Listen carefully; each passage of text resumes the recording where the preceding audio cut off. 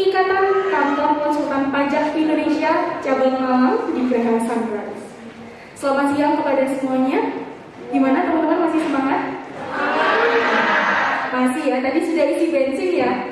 Udah isi makanan, udah kenyang, jadi kita mulai acaranya dengan penuh semangat juga.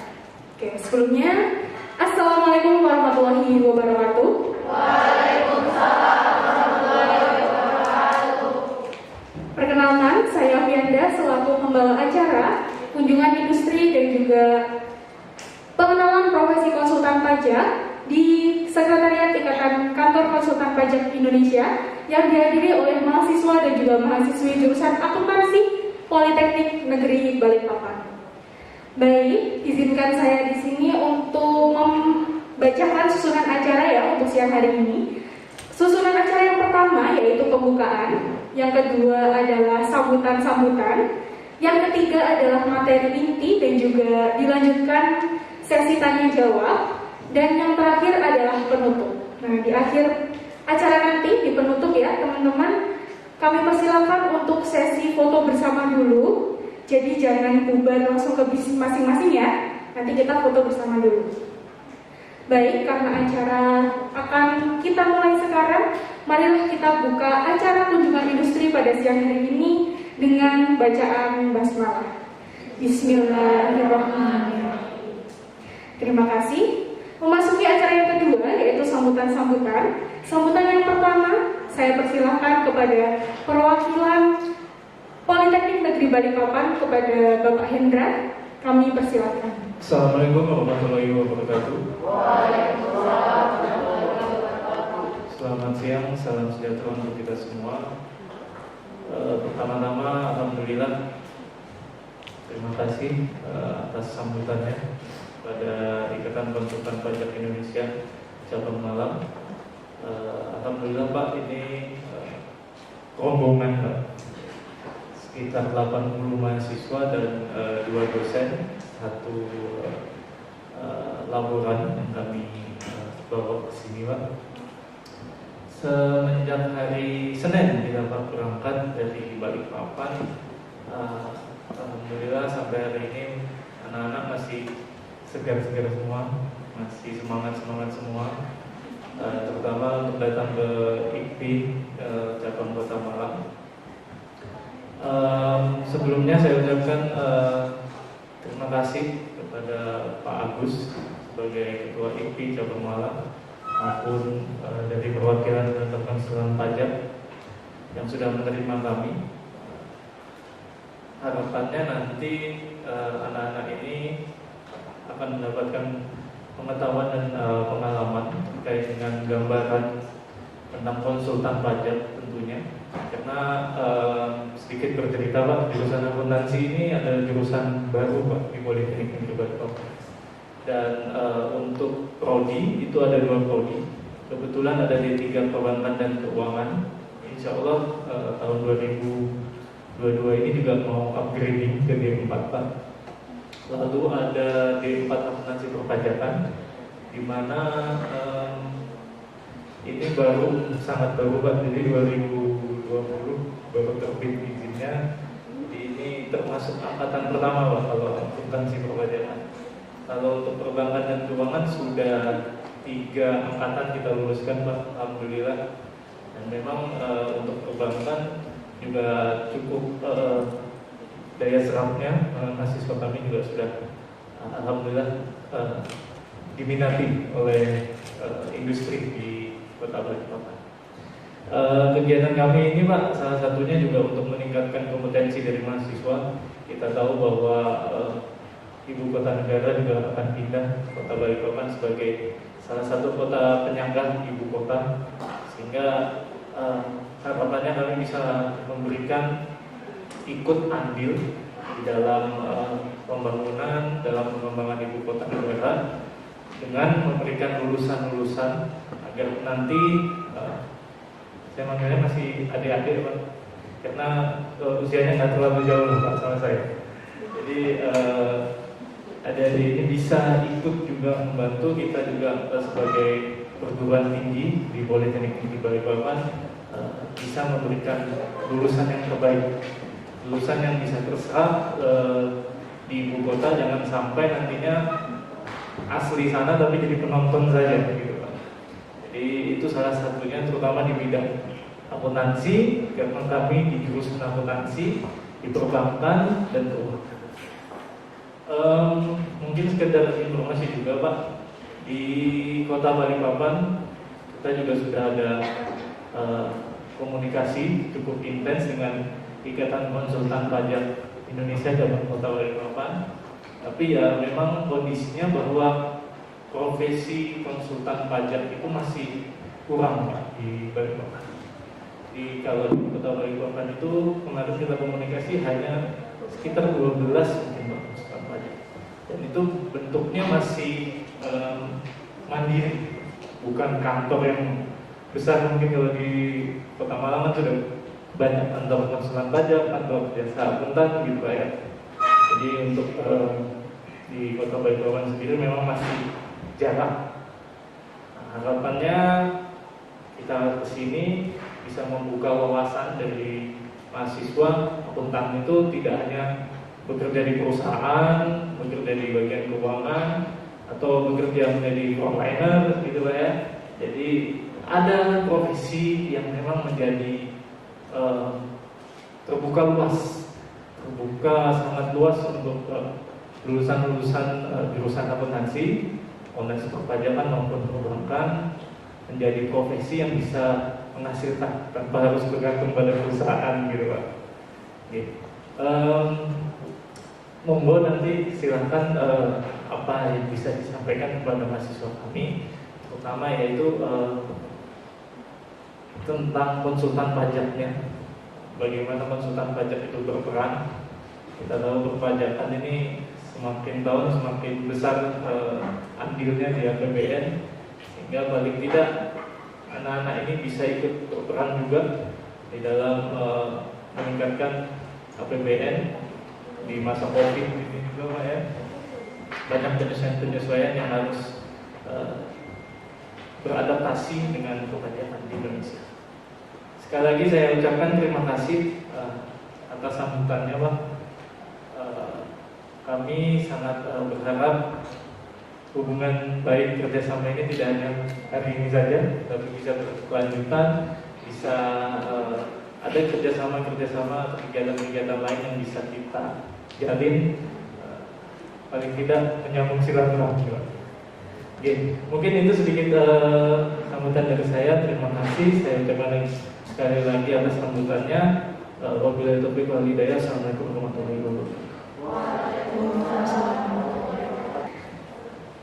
Kita lanjutkan untuk sambutan berikutnya, yaitu kepada Bapak Arsanto Raharjo selaku perwakilan dari Kantor Konsultan Pajak Arsanto Raharjo. Kami persilahkan untuk memberikan sambutan. Assalamualaikum warahmatullahi wabarakatuh. Saya mewakili teman-teman konsultan pajak yang ada di Malang. Kalau kemarin Pak Agus mintanya paling tidak ada salah satu contoh praktisi yang menghadiri acara pada hari ini.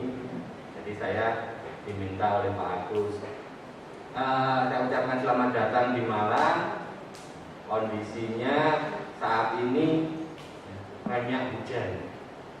Jadi kalau kita melihat kondisi pandemi saat ini, berarti kita harus lebih waspada, lebih hati-hati dalam menjaga kondisi supaya kita semuanya bisa terhindar dari pandemi yang terus berkelanjutan. Mudah-mudahan segera berakhir. Saya ucapkan selamat datang pada adik-adik sekalian, Bapak dan Ibu dosen. Jadi terima kasih kami sudah dipercaya untuk memberikan nantinya sebagian dari pengetahuan yang kami miliki untuk generasi yang akan datang.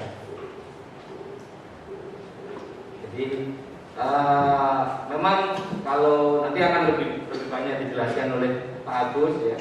kondisi perkembangan pajak sekarang seperti apa, terutama dengan adanya undang-undang yang baru, dari mulai undang-undang HPP. Ya. Nah ini akan banyak permasalahan yang timbul, akan banyak kesempatan ya, di samping permasalahan juga mungkin akan banyak kesempatan yang timbul.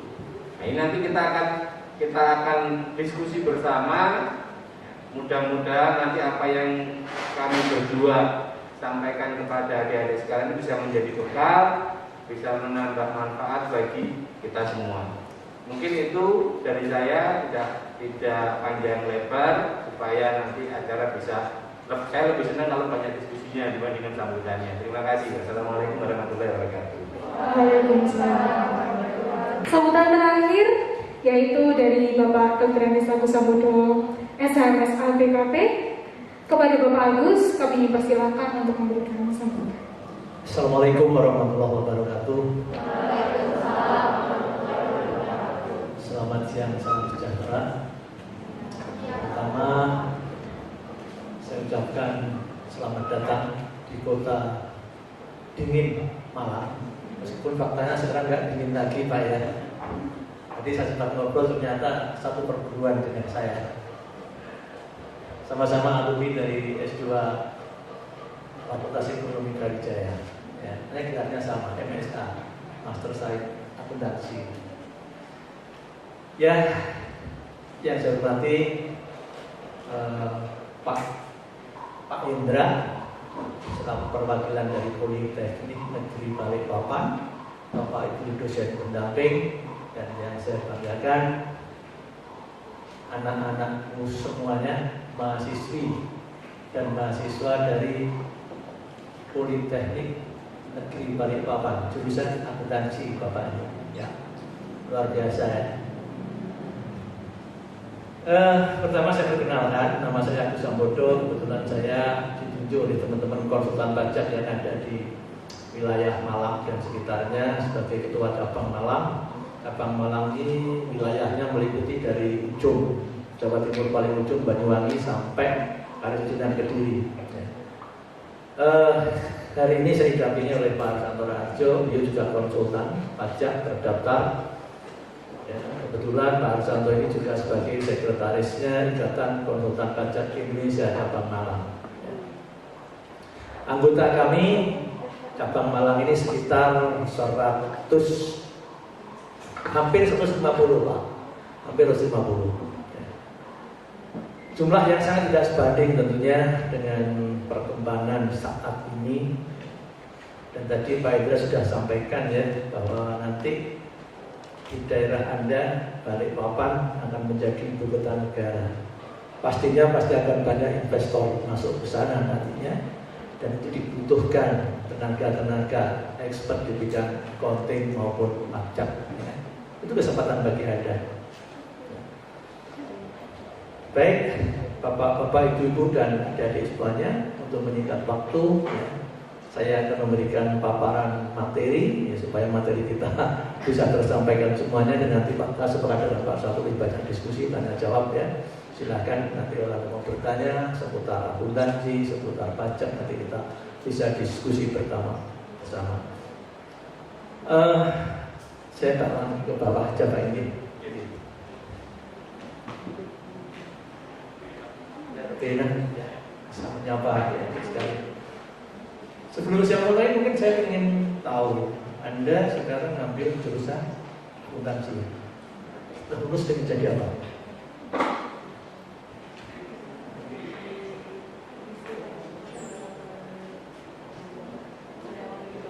Ya, jadi karyawan di bank. Di sini itu kebetulan ya, tadi lupa nggak saya perkenalkan ya. Ada konsultan pajak, izin prakteknya atas nama saya. Ada kantor akuntan publik, kebetulan izin prakteknya atas nama Bapak Abdul Ghani Abu Bakar, ada di Jakarta. Jadi kayaknya kalau ada akuntansi dan pajak sangat pas sekali ada kunjungan industri di sini ya. Pengen jadi karyawan Pak. Di sini juga banyak anak-anak SMK, banyak perguruan tinggi yang kerjasama dengan kami. Bahkan pelatihan privat ini hampir semua perguruan tinggi di Malang ini kerjasama dengan kami, di KPI Cabang Malang.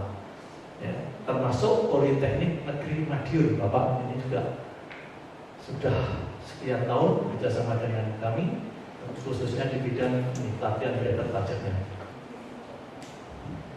Kerja di bank itu memang penampilannya selalu oke, ya, ruangannya selalu ber-AC. Yang dihadapi pasti orang-orang yang punya uang dan orang-orang yang butuh uang. Ya, tidak salah. Mungkin karena Anda masih minim wawasan, sehingga mayoritas anak-anak SMK, mahasiswa, ya, jurusan akuntansi ketika ditanya ingin jadi pegawai bank, oh sangat oke Pak penampilannya dan harus selalu oke gitu ya. Ya. Cantik. Tahu Anda gajinya berapa kira-kira?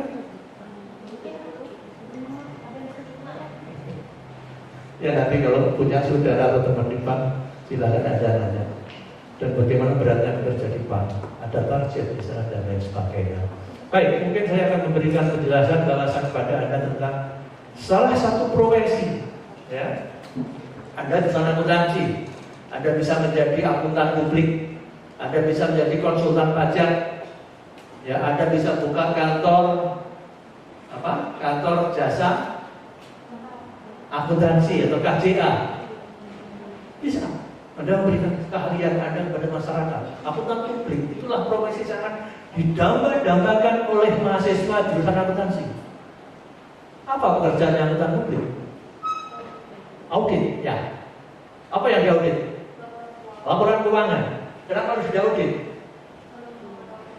Ya, karena laporan keuangan yang menyajikan adalah pihak manajemen dan bisa jadi laporan itu direkayasa untuk mengetahui kecurangan. Betul, tidak salah.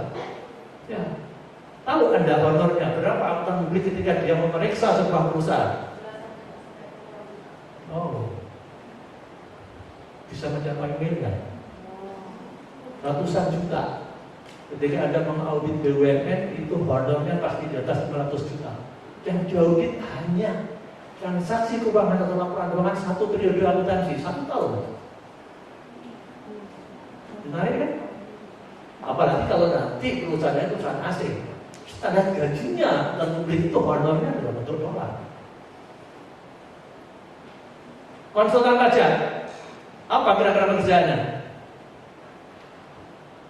Ya, membantu wajib pajak untuk memenuhi kewajiban pajaknya.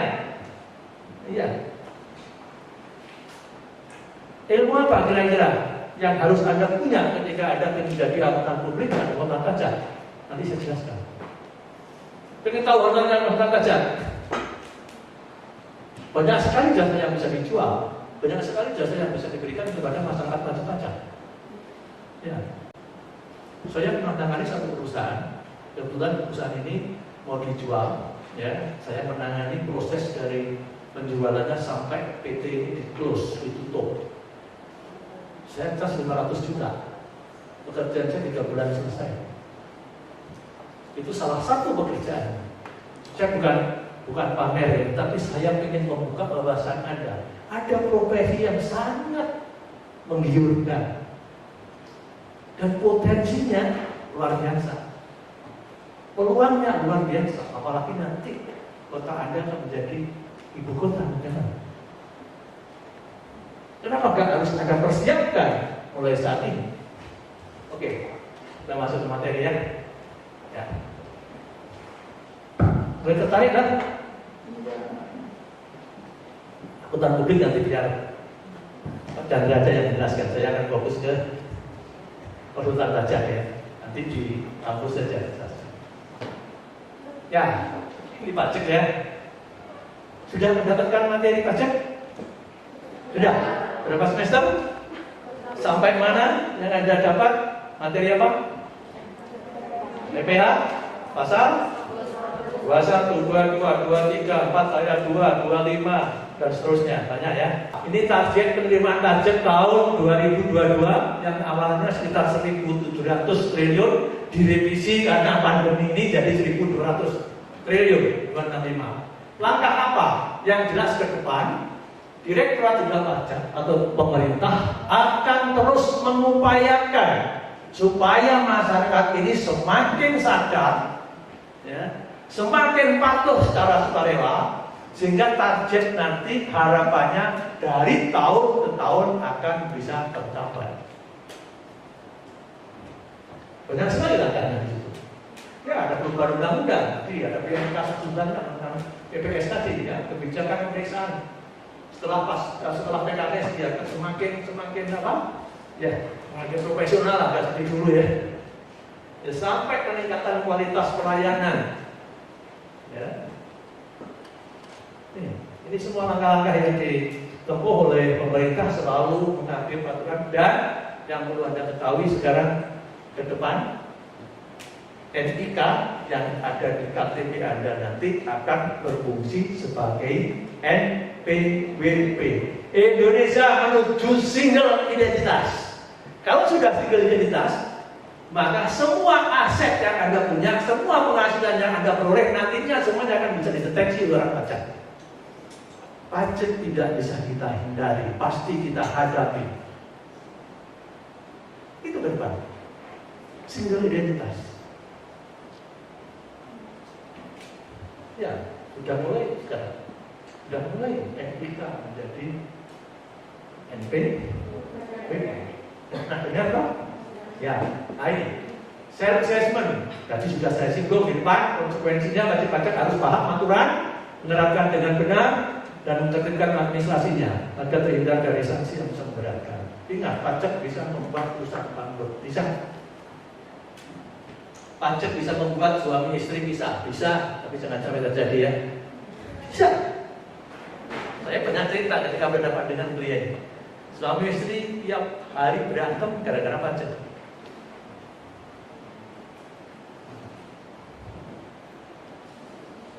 Sekarang saatnya wajib pajak harus peduli dan sadar tentang pajak, harus peduli lagi, jangan cuek dengan pajak. Maka Anda harus mulai, ya, mulai menekuni atau mempelajari pajak. Pajak sudah atau sedang berubah, terus akan berubah. Ya, pajak itu realita ekonomi dalam sebuah bisnis yang bisa dipisahkan dalam bisnis, dalam kehidupan kita sehari-hari. Ya, nggak bisa. Pajak memerlukan alat pembuktian. Ya, kalau nanti Anda bekerja di perusahaan atau Anda buka perusahaan, jangan sampai dokumen-dokumen yang terkait dengan keuangan Anda, dengan pajak Anda musnahkan sebelum lewat waktu berapa tahun? Ada yang tahu? 10 tahun.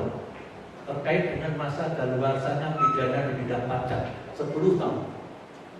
Kalau daluarsanya penetapan 5 tahun. Penetapan itu wajib pajak sudah nggak bisa meriksa lagi, membuat ketetapan pajak setelah lewat waktu 5 tahun. Tapi kalau ada indikasi pidana, orang pajak masih bisa aja masuk ke perusahaan. Tapi bukan pemeriksaan, nanti penugasannya pasti penyidikan. Karena 10 tahun. Anda bisa bayangkan perusahaan harus menyimpan dokumen-dokumennya selama 10 tahun. Ya. Pajak memerlukan pemahaman yang komprehensif dan perlu perencanaan yang tepat dan akurat. Bisnis itu di sana bawah. Kita bisa memberi warna bisnis kita sesuai selera kita. Tapi ingat, ketika kita masuk ke ranah pajak, ada boleh, ada tidak. Ada black, ada white. Mau ini ikut pajak tidak boleh, harus kita hindari. Ya, harus paham. Otoritas pajak adalah business adjuster. Artinya apa? Meskipun kita sudah melaporkan pajak kita sesuai aturannya, maka tetap saja orang pajak punya hak untuk menguji kepatuhan Anda. Ketika kita diuji kepatuhan, biasanya orang pajak pasti akan berupaya semaksimal mungkin menemukan kelemahan dan kesalahan Anda, sehingga nantinya biasanya selalu kurang bayar. Kalau wajib pajak tidak punya tenaga pajak yang handal, pasti tidak bisa berdebat dengan orang pajak dengan pemerintah. Ya, self assessment, Fiskus berperan sebagai tadi punya hak untuk menguji kepatuhan. Ya, menguji kepatuhan melalui pemeriksaan atau penyidikan. Konsekuensi pajak jangan dipengaruhi oleh motivasi transaksi, hati-hati. Tadi sudah saya katakan di depan, semua tadi terkait dengan pajak. Ya, maka harus kita cermati dulu sebelum kita mengadakan perjanjian bisnis, kita tangan kontrak, harus kita lihat dulu aspek pajaknya seperti apa. Ini yang sering dilupakan oleh para pengusaha. Wah, menguntungkan kita bisnis ini, wah ini perjanjian ini menguntungkan, tanpa disadari di situ ada aspek pajaknya yang belum diungkap. Hati-hati, di Malang ini ada sebuah apartemen. Ya, nanti kalau Anda lihat sana ada itu, sampai sekarang masih kasus bermasalah. Ada sekitar 15 lantai, ya, karena pemiliknya yang awal itu, ya, dia pinjam ke bank dipakai itu bisnis yang lain, akhirnya itu mangkrak. Ya, satu unit dijual ke beberapa orang jadi ramai, akhirnya suatu saat dibeli oleh investor lain. Investor ini lupa, tidak mengkaji aspek pajaknya yang kemarin-kemarin. Setelah dia beli, dia operasionalkan selama setahun, muncullah tagihan pajak 3 tahun, 4 tahun yang lalu. Siapa yang harus nanggung? Ini harus ada. Tugasnya apakah pajak dalam sebuah perusahaan, dalam sebuah entitas bisnis? Semua ini terkait dengan pajak. Tidak hanya bagian accounting, bagian pajak. Ternyata kalau kita lihat di situ bagian keuangan, bagian akuntansi dan bagian pajak memang muaranya di sana. Tetapi bagian lain pun, bagian penjualan terkait juga dengan pajak. Harus paham pajak. Pajak apa terkait dengan penjualan? Pajak apa yang terkait dengan penjualan?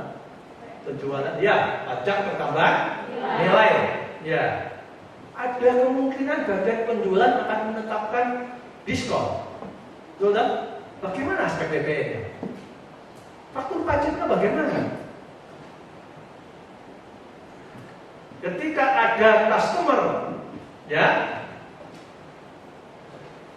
Anda juga harus melihat apakah kewajiban pajak si customer ini beres. Jangan ini mereka membeli kita tapi pajaknya nggak beres. Nanti kalau ada apa-apa dengan customer kita, biasanya kita ikut terlibat juga, ikut dimintain keterangan. Bagian pembelian ini sangat penting.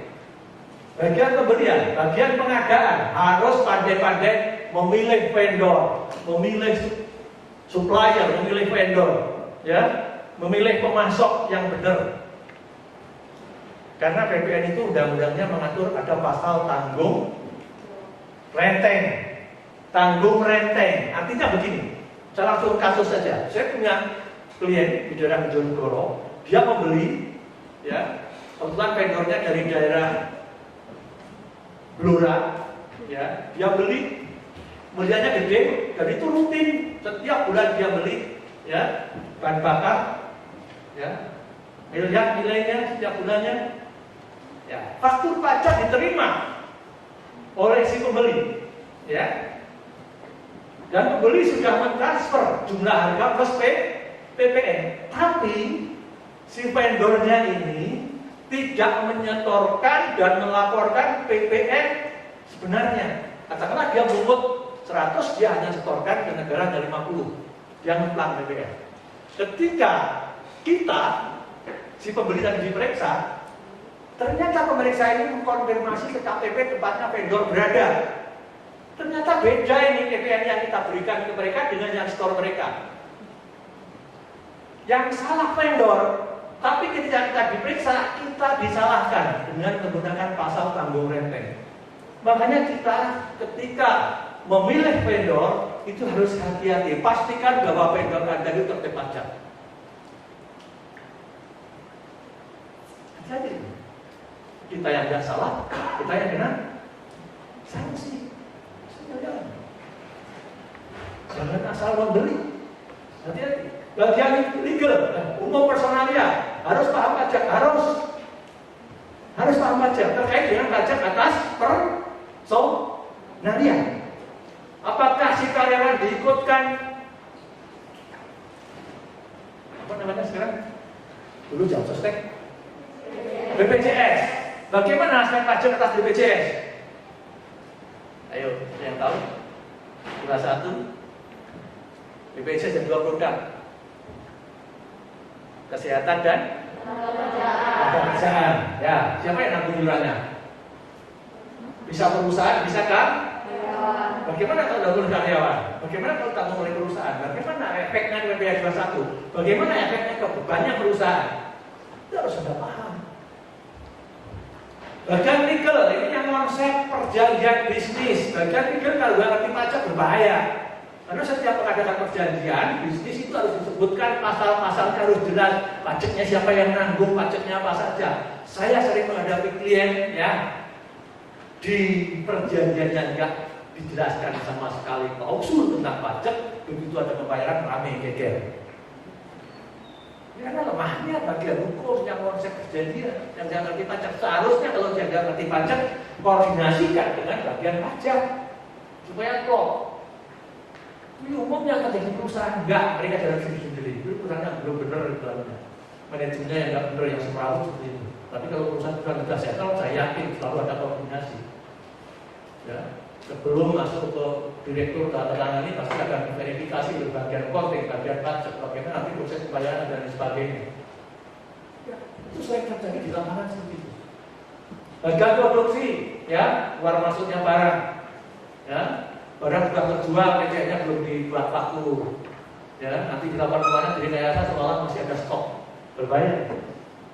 Bagian bisa dari pengembangan. Kalau kita mau mengembangkan bisnis kita, kaji dulu aspek pajaknya. Ternyata untung, tapi setelah ada pajaknya, wah ternyata rugi kita. Ya, sering terjadi seperti itu. Ya. Nah, saya masuk ke konsultan pajak. Ini sejarah berdirinya konsultan pajak. Ya, nggak perlu saya jelaskan. Ya, sangat kami sayangkan juga sampai saat ini salah satu profesi yang posisinya sangat strategis, tapi belum punya undang-undang. Saya nggak tahu kenapa.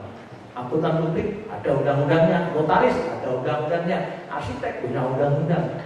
Konsultan pajak yang sangat strategis perannya belum ada undang-undang. Kita sudah berkali-kali KPI ya mencoba mengawal rancangan undang-undang ini, ujung-ujungnya mentok. Ada apa?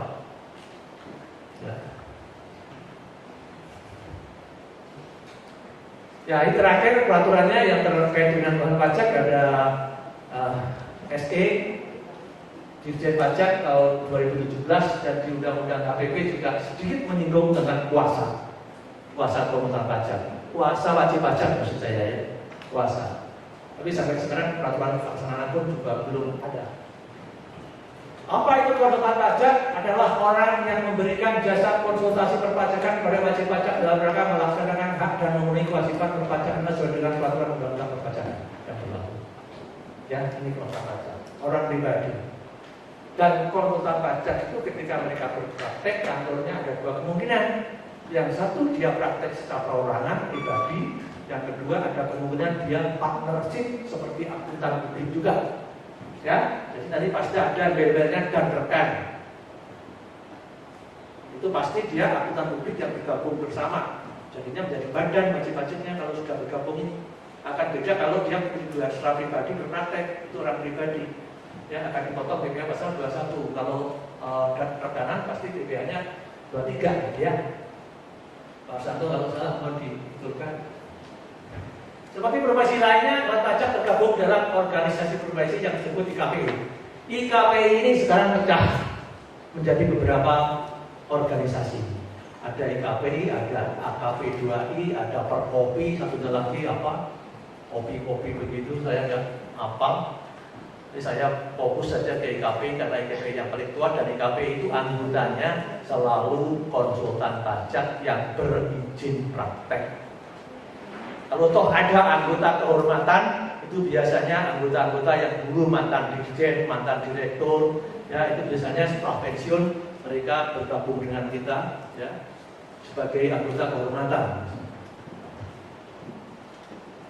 Siapa yang bisa menjadi konsultan pajak? Lihat di situ ya. Ya ada ya. Pertama syaratnya warga negara Indonesia berdomisili di Indonesia, tidak terkait dengan pekerjaan jabatan pada pemerintah negara dan atau badan usaha milik negara atau daerah. Enggak boleh dirangkap sebagai PNS, sebagai pejabat negara, sebagai itu pegawai di BUMN atau BUMD harus netral, independen. Nggak boleh merangkap sebagai pegawai negeri. Tapi kalau akuntan publik sampai saat ini masih bisa nggak ya dosen PNS menjadi akuntan publik? Ya, ini pertimbangannya mungkin karena masih kurangnya jumlah akuntan publik ya. Kalau sekarang mereka nggak ada akuntan publik di Indonesia. Oke. Siapa yang bisa menjadi pemiliknya? Siapa yang bisa menjadi tuan pajak? Jadi berikutnya ini memiliki NPWP, terdaftar di Asosiasi Profesi, memiliki sertifikat konsultan pajak. Sertifikat konsultan pajak penting bagi Anda.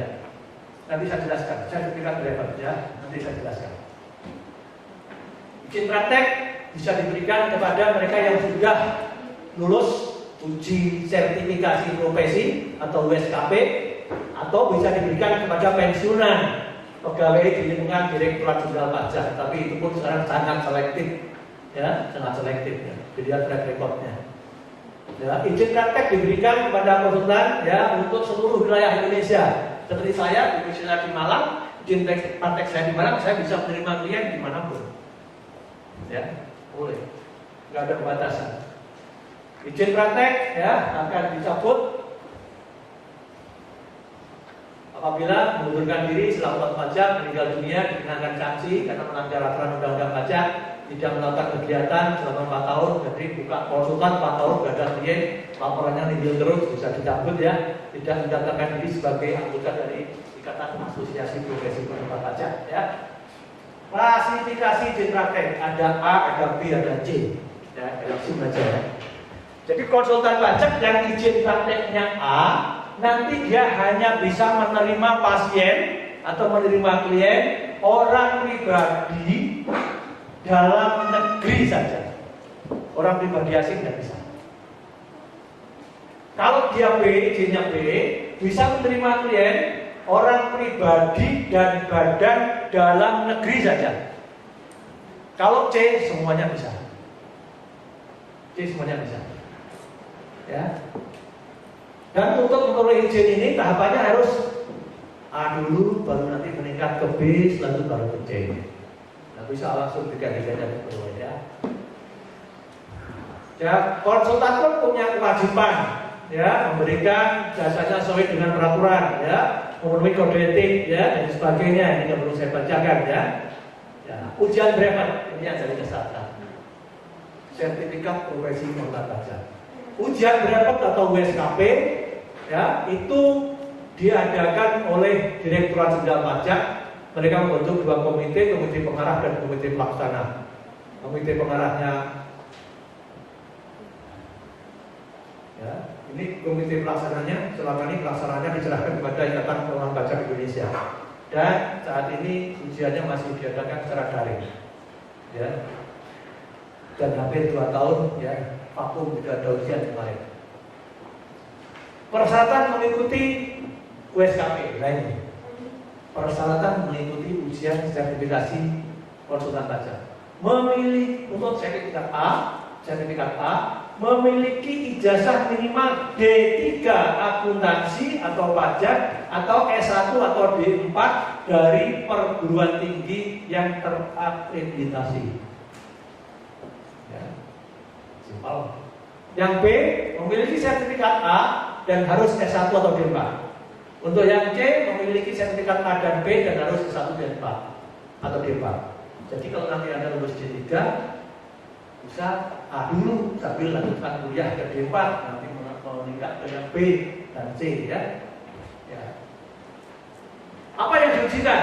Nih, yang pertama adalah KUP, ketentuan umum dan tata cara perpajakan itu yang A ya, PPSP, penagihan pajak dengan surat paksa, pengadilan pajak, PPh orang pribadi dan SPT-nya, PPh Potput, tahu ya Potput ya, withholding tax, PPN dan SPT PPN, ya, PBB, BPATP dan yang materai serta kode etik. Untuk yang B ada akuntansi perpajakan, KUP, PPSP, pengadilan pajak, PPh badan dan SPT-nya, PPh Potput, PPN dan SPT PPN-nya. Untuk C, akuntansi perpajakan, Potput, dan ini kasusnya biasanya adalah kasus-kasus perusahaan multinasional untuk perusahaan asing begitu ya, atau BUT dan lain sebagainya di pajak nasional. Ini simpel.